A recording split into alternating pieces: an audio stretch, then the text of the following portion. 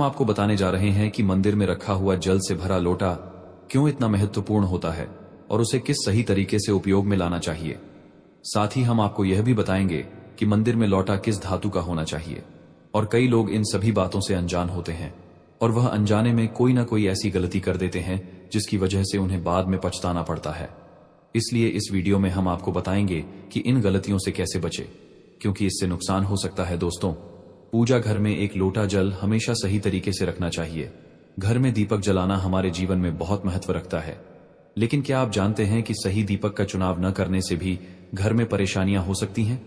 तांबे, लोहे, पीतल, कांसे, स्टील या मिट्टी का दीपक, कौन सा दीपक आपके घर के लिए सही रहेगा, यह जानना जरूरी है। इसके अलावा दीपक की बाती का चुनाव भी उतना ही अहम है। क्या आपको कच्चा कलावा इस्तेमाल करना चाहिए या फिर रुई या सूती धागा बेहतर रहेगा। इन छोटी छोटी बातों की अनदेखी करने से पितृदोष, काल सर्प दोष या आर्थिक तंगी जैसी समस्याएं हो सकती हैं। अब बात आती है मुख्य द्वार पर जल छिड़कने की।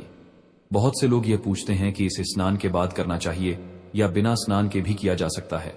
साथ ही झाड़ू लगाने से पहले जल छिड़कना चाहिए या बाद में। एक और सवाल जो अक्सर पूछा जाता है वह यह है कि क्या पीरियड्स के दौरान मुख्य द्वार पर जल छिड़क सकते हैं या दीपक जला सकते हैं। और जब मुख्य द्वार पर जल चढ़ाएं तो इसे अंदर की ओर से चढ़ाएं या बाहर की ओर से। फ्लैट या किराए के घर में रहने वाले भी यह जानना चाहते हैं कि मुख्य द्वार पर दीपक जलाने और जल छिड़कने का सही तरीका क्या है। घर के अंदर और बाहर दीपक जलाने के फायदे जानकर आप हैरान रह जाएंगे। भगवान की पूजा में दीपक जलाना सिर्फ एक परंपरा नहीं है, बल्कि इसका हमारे जीवन और घर के माहौल पर गहरा असर होता है। देसी घी या सरसों के तेल का दीपक जलाना बहुत शुभ माना जाता है। तिल के तेल का दीपक भी इस्तेमाल किया जा सकता है, लेकिन दीपक जलाने का महत्व सिर्फ पूजा तक सीमित नहीं है। घर के अंदर और बाहर दीपक जलाने से सकारात्मक ऊर्जा उत्पन्न होती है और कई समस्याओं का समाधान होता है और इसके 5 बड़े फायदे भी मिलते हैं। तो आइए जानते हैं दोस्तों इन 5 बड़े फायदे के बारे में। लेकिन उससे पहले अगर आप भी चाहते हैं कि लक्ष्मी माता का आशीर्वाद आप पर बना रहे तो इस वीडियो को एक लाइक करें और कमेंट बॉक्स में जय लक्ष्मी माता जरूर लिखें। नंबर 1, सुख समृद्धि का वास।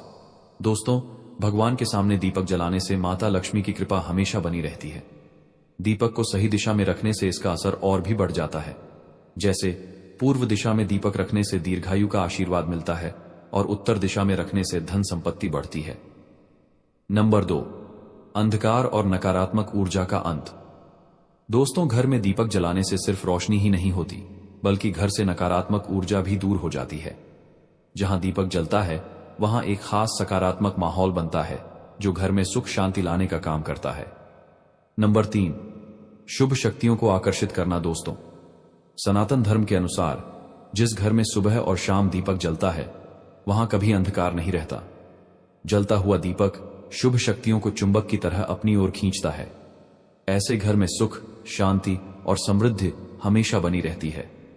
नंबर 4, वैज्ञानिक लाभ। दोस्तों, जब शुद्ध देसी घी या सरसों के तेल का दीपक जलता है तो उसके धुएं से वातावरण शुद्ध हो जाता है। यह धुआं हानिकारक कणों को खत्म करके घर को सात्विक बनाता है, जिससे परिवार पर सकारात्मक प्रभाव पड़ता है। नंबर 5, बीमारियों से बचाव। दोस्तों, घर में दीपक जलाने से बीमारियां घर के पास नहीं भटकती। खासकर अगर दीपक के साथ एक लौंग भी जला दी जाए तो यह त्वचा से जुड़ी समस्याओं को भी दूर करता है। दीपक का नियमित रूप से जलना घर के सभी सदस्यों के स्वास्थ्य के लिए फायदेमंद होता है। तो दोस्तों, अब जानते हैं कि मुख्य द्वार पर जल छिड़कने का सही समय और विधि क्या है। अगर आप मुख्य द्वार पर जल चढ़ाते हैं तो आपको यह ध्यान रखना है कि जल को रात में सोने से पहले एक पात्र में भर कर रखना चाहिए। आप कोई भी पात्र ले सकते हैं, जैसे तांबे, पीतल, स्टील या चांदी का। यदि गंगा जल उपलब्ध हो तो उसे थोड़ी मात्रा में डालें और फिर शुद्ध जल से पात्र भर दें। अगर गंगा जल नहीं है तो केवल शुद्ध जल भी पर्याप्त है। इस जल से भरे पात्र को अपने घर की रसोई में रख दीजिए। सुबह उठकर इस जल का छिड़काव अपने घर के मुख्य द्वार पर करें। मुख्य द्वार पर सुबह सबसे पहले छिड़का गया जल घर की सभी समस्याओं को दूर करता है। यदि आप नकारात्मक ऊर्जा, मानसिक परेशानी, आर्थिक तंगी या वास्तु दोष से परेशान हैं तो यह उपाय आपकी मदद करेगा। रसोई में रखा जल मुख्य द्वार पर छिड़कने से आपके घर की परेशानियां समाप्त हो सकती हैं। यह उपाय न केवल वास्तु दोष और पितृदोष को समाप्त करता है, बल्कि तंत्र मंत्र या बुरी नजर के प्रभाव को भी खत्म करने में सहायक है। इस उपाय को नियमित करने से घर में सुख समृद्धि बनी रहती है और बीमारियों से भी मुक्ति मिलती है। आपको यह जल सूर्योदय से पहले मुख्य द्वार पर छिड़कना चाहिए। अगर सूर्योदय के बाद आप मुख्य द्वार को अन्य जल से धोना चाहे तो यह कोई समस्या नहीं है, लेकिन यह विशेष जल सूर्योदय से पहले ही छिड़क दिया जाना चाहिए। अब कई लोग पूछते हैं कि क्या यह जल छिड़कने से पहले स्नान करना जरूरी है या बिना स्नान किए भी इसे किया जा सकता है। देखिए, जो जल हम सुबह मुख्य द्वार पर छिड़क हैं वह एक महत्वपूर्ण उपाय है। इसे स्नान करने के बाद करना आवश्यक नहीं है। सुबह जल्दी उठे, सबसे पहले रसोई में जाएं और पहले से रखे जल को लेकर मुख्य द्वार पर जाएं। मुख्य द्वार खोलें और इस जल का छिड़काव करें। जल छिड़क समय अपने पितरों और मां लक्ष्मी का ध्यान जरूर करें। ऐसा कहा जाता है कि सुबह सुबह मां लक्ष्मी हर घर के द्वार पर आती हैं। जिन घरों के द्वार खुले होते हैं और जहां जल का छिड़काव किया गया होता है वहां मां लक्ष्मी प्रवेश करती हैं। जल छोड़ते समय अपने मन में मां लक्ष्मी से प्रार्थना करें, हे मां लक्ष्मी, कृपया मेरे घर में प्रवेश करें, मैं आपका स्वागत करने के लिए तैयार हूं। इसके बाद पितरों का ध्यान करें, क्योंकि घर की दहलीज को पितरों का वास स्थान माना जाता है। जब आप दहलीज पर जल छिड़क हैं तो पितर प्रसन्न होते हैं और उनका आशीर्वाद आपको मिलता है। स्नान करने की आवश्यकता नहीं है, आप बिना स्नान किए भी यह कार्य कर सकते हैं। अब आपके अगले प्रश्न की बात करें, क्या जल का छिड़काव झाड़ू लगाने के बाद करना चाहिए या पहले? इसका उत्तर यह है कि सुबह उठने के बाद सबसे पहला कार्य जल का छिड़काव करना चाहिए। इसके बाद आप झाड़ू लगा सकते हैं। सुबह उठते ही सबसे पहले बिस्तर पर बैठकर अपने दोनों हथेलियों को देखें और मां लक्ष्मी का ध्यान करें। यदि चाहे तो निम्न मंत्र का उच्चारण कर सकते हैं, कराग्रे वस्ते लक्ष्मी कर, मध्य सरस्वती कर, मूल्य तु ब्रह्मा प्रभाते कर दर्शन। फिर दोनों हाथ जोड़कर देवी देवताओं को प्रणाम करें। इसके बाद हाथ से धरती को स्पर्श कर प्रणाम करें और धीरे से अपना दाहिना पांव जमीन पर रखें। फिर रसोई में जाकर जल लें और मुख्य द्वार पर जल छिड़क समय मां लक्ष्मी और पिता का ध्यान अवश्य करें। उसके बाद आप अपने घर के अंदर आकर अपनी दिनचर्या जैसे झाड़ू लगाना, स्नान करना आदि कर सकते हैं। अब कुछ लोगों का यह सवाल होता है कि क्या जल छिड़कने के बाद मुख्य द्वार की सफाई की जा सकती है? तो हां, आप ऐसा कर सकते हैं। पहले रसोई में रखा जल मुख्य द्वार पर छिड़क दें। इसके बाद अतिरिक्त पानी लेकर मुख्य द्वार की अच्छे से सफाई झाड़ू या पानी से कर सकते हैं। कुछ लोग पूछते हैं कि अगर वे फ्लैट या किराए के एक कमरे में रहते हैं तो जल का छिड़काव और दीपदान कहां करें? तो इसका उत्तर यह है कि आप जहां रहते हैं वहां के मुख्य द्वार को ही माने। मतलब जिस दरवाजे पर आपका नाम लिखा हो या नेम प्लेट लगी हो वहीं जल छिड़क और दीपदान करें। अगर आपके पास एक ही कमरा है तो कमरे के दरवाजे को मुख्य द्वार माने और वहीं पर यह उपाय करें। अब अगला सवाल यह है कि क्या पीरियड्स के दौरान मुख्य द्वार पर जल छिड़कने को लेकर किसी प्रकार की रोक नहीं है? आप बिना किसी झिझक जल छिड़क सकती हैं, क्योंकि इसका शुद्धता से कोई सीधा संबंध नहीं है। लेकिन दीपदान का महत्व अलग होता है। यह एक प्रकार की कार्मिक पूजा है जो शारीरिक और मानसिक शुद्धता की मांग करती है। इसलिए दीपदान पीरियड्स समाप्त होने के बाद ही करना बेहतर माना जाता है। अब बात करते हैं मंदिर में जल रखने की। शास्त्रों के अनुसार घर के मंदिर में एक लोटा जल रखना बहुत जरूरी है। यह जल ऊर्जा को अपने अंदर समेटता है। जब आप भगवान की पूजा करते हैं, मंत्र जपते हैं या प्रार्थना करते हैं तो उसकी सकारात्मक ऊर्जा उस जल में समाहित हो जाती है। यही वजह है कि मंदिर में जल रखना शुभ माना जाता है। सुबह की पूजा के समय मंदिर में एक लोटा जल रखें और दीपक जलाएं। यह अग्नि और जल का संतुलन बनाता है, जो बहुत शुभ माना जाता है। पूजा खत्म होने के बाद इस जल का उपयोग किसी शुभ काम में करें, जैसे घर में छिड़काव करना या पौधों में डालना। इससे सकारात्मक ऊर्जा बढ़ती है और घर का वातावरण शुद्ध होता है। अगले दिन सुबह जब आप दोबारा पूजा करने जाएं, तो सबसे पहले उस जल का उपयोग करें। आप इसे पूरे घर में छिड़क सकते हैं, जिससे घर शुद्ध और सकारात्मक ऊर्जा से भर जाता है। यह जल न केवल बीमारियों को दूर करता है, बल्कि घर में नकारात्मकता का प्रवेश भी रोकता है। अगर इस जल का नियमित छिड़काव किया जाए तो धीरे धीरे घर की समस्याएं कम होने लगती हैं। यहां तक कि यदि किसी को दवाइयां असर नहीं कर रही तो इस जल को रोगी को थोड़ा थोड़ा पिलाने से दवाइयों का असर बढ़ सकता है। यदि परिवार में कलह या झगड़े होते हैं तो परिवार के सभी सदस्यों को इस जल का सेवन कराना शुभ माना जाता है। इससे घर के लोगों के विचारों में सकारात्मकता आती है और परिवार में शांति और सामंजस्य बनता है। इस साधारण उपाय से आपका घर सकारात्मक ऊर्जा से भर सकता है और कई समस्याओं का समाधान हो सकता है। अगर आपका कोई व्यापार है या दुकान है तो इस जल का थोड़ा सा छिड़काव वहां भी करें। यह आपके व्यापार को सफल बनाता है और किसी भी तरह की परेशानी से बचाता है, क्योंकि यह जल बेहद सकारात्मक ऊर्जा से भरा होता है। अब बात करते हैं कि मंदिर में जल क्यों रखा जाता है। जल को अमृत माना जाता है और यह देवी देवताओं के लिए विशेष महत्व रखता है। मंदिर में एक लोटा जल रखना उतना ही आवश्यक है जितना कि आप रोजाना भोजन करते हैं। जब हम भगवान की पूजा करते हैं तो तांबे या पीतल के पात्र में एक लोटा जल जरूर रखना चाहिए। यह जल एक सागर की तरह होता है और हमारे जीवन के दुखों को समाप्त करने में मदद करता है।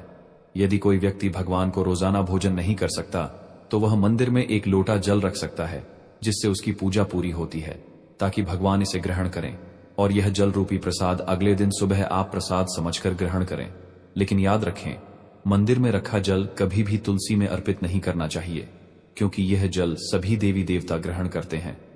हाँ, अगर आपके घर में लड्डू गोपाल या राधा कृष्ण हैं और आप एक लोटा जल उनके लिए अर्पित करते हैं, तो आप अगले दिन यानी सुबह के समय वह जल तुलसी में चढ़ा सकते हैं। मंदिर में रखा जल अगले दिन यानी सुबह अपनी आंखों को धोने के लिए प्रयोग करें। इससे आंखों की रोशनी बढ़ती है और आंखों की बीमारियां दूर होती हैं। शास्त्रों के अनुसार जो लोग मंदिर में एक लोटा जल भरकर नहीं रखते, उनके घर में अकाल पड़ जाता है, घर की स्थिति खराब हो जाती है, परिवार में मुसीबतें आ जाती हैं और गरीबी का सामना करना पड़ता है। आप चाहे तो एक लोटा जल में फूल आदि डालकर रख सकते हैं, जो बहुत शुभ माना जाता है। मंदिर में रखा जल का एक और उपयोग यह है कि इसे घर की रसोई में खाना बनाने में या पीने में भी प्रयोग कर सकते हैं। लेकिन यह जल तभी इस्तेमाल करें जब आपके घर में सात्विक भोजन बनता हो। अगर लहसुन या प्याज का इस्तेमाल होता है तो इस जल का प्रयोग खाना बनाने में नहीं करें। इस जल को परिवार के सभी सदस्य थोड़ी थोड़ी मात्रा में पी सकते हैं और बचा हुआ जल आप घर के पौधों में डाल सकते हैं। यह जल व्यर्थ नहीं होता, इसके बहुत सारे उपयोग हैं। अगर हम सही तरीके से इसका प्रयोग करें तो यह हमारे जीवन की परेशानियों को सुलझा सकता है।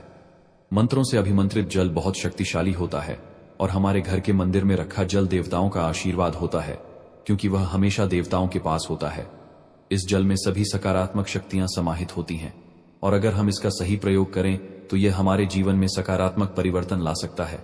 मतलब आप जल को पी खाना बनाने, घर में छिड़काव करने में इस्तेमाल करते हैं तो इससे हमारी समस्याओं का समाधान होता है और अगर कोई भी कार्य नियमित तौर पर किया जाता है तो हमें उसका लाभ जरूर मिलता है।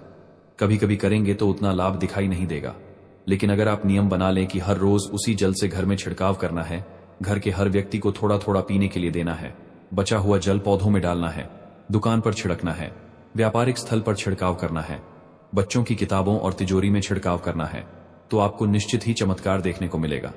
इसी तरह से जो रसोई में रखा हुआ जल होता है, उसका छिलका आप अपने घर के मुख्य द्वार पर रखें तो इसका लाभ बहुत जल्दी दिखाई देगा।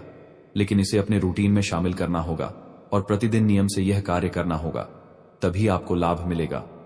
कई लोगों के सवाल होते हैं कि मंदिर में रखा जल जब हम अगले दिन उठाते हैं तो उसमें कभी कभी कीड़े मकोड़े पड़ जाते हैं, तो क्या हम उसे ढक सकते हैं? हाँ, आप उसे पूजा के बाद किसी प्लेट या कटोरी से ढक सकते हैं। जब आप अगले दिन उस जल को उठाएंगे तो वह बिल्कुल शुद्ध और साफ सुथरा होगा। आप इस जल का प्रयोग किसी भी कार्य में कर सकते हैं। जब भी आप घर के मुख्य द्वार पर जल छिड़काव करें तो गणेश जी का मन ओम गणपत नमः जरूर बोले और जो हमने आपको वीडियो में बताया है उसे ध्यान से समझकर अपने घर के मुख्य द्वार पर जल का छिड़काव करें। अब जानते हैं कि दीपक किस पदार्थ का होना चाहिए, लोहे का, तांबे का, पीतल का, कांसे का, स्टील का या मिट्टी का। आखिर घर में कौन सा दीपक रखना शुभ माना जाता है? अगर गलती से भी घर में गलत पदार्थ का दीपक रखा है तो पूरा घर अस्त व्यस्त हो जाएगा, कंगाल हो जाएगा और बर्बाद हो जाएगा। देखिए, स्टील के दीपक में पूजा करने से घर में शनि को नाराज किया जाता है। लोहे के दीपक से भी पूजा नहीं करनी चाहिए, क्योंकि इससे घर में गरीबी आ जाती है। बाजार में लुभाने के लिए कांच के दीपक भी आ गए हैं, लेकिन बिल्कुल भी गलती से भी घर में कांच का दीपक ना लाएं, नहीं तो राहु केतु आपके घर में आ सकते हैं और घर बर्बाद हो सकता है। कांच का दीपक शनि और राहु को नाराज करता है। तांबे का, पीतल का और मिट्टी का दीपक धन की देवी लक्ष्मी को आकर्षित करता है। घर में कोई भी अन्य प्रकार का दीपक लाना सही नहीं माना जाता। पीतल और मिट्टी के दीपक को शुभ और मंगलकारी माना जाता है, क्योंकि यह शनि और राहु केतु को प्रसन्न रखता है, साथ ही मंगल ग्रह का भी असर कम करता है। कच्चा कलवा और रुई से जलने वाला दीपक सर्वोत्तम होता है। जो लोग सूती धागे से हाथ पर बांधने वाली बाती तैयार करते हैं, उनके घर में समस्याएं और गरीबी आ सकती हैं। रुई और कच्चा कलवा का दीपक ही शुभ माना जाता है। तो दोस्तों, आज की हमारी वीडियो आपको कैसी लगी, हमें कमेंट करके बताएं। अगर आपको हमारी वीडियो अच्छी लगी तो कमेंट बॉक्स में जय मां लक्ष्मी जरूर लिखें।